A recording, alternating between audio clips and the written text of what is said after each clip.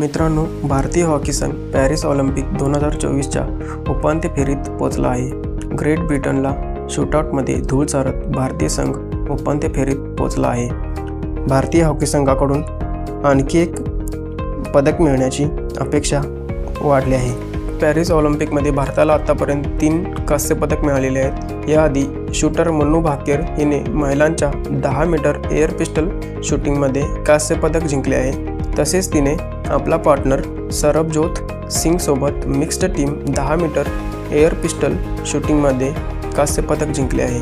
त्याशिवाय कोल्हापूरचा स्वप्नील कोसाळे याने 50 मीटर रायफल शूटिंग 3 पिस्टल 3 पोझिशन्समध्ये कांस्य पदक जिंकले आहे. आतापर्यंत भारताने जिंकलेली 3ही पदके नेमबाजीत जिंकलेली आहेत.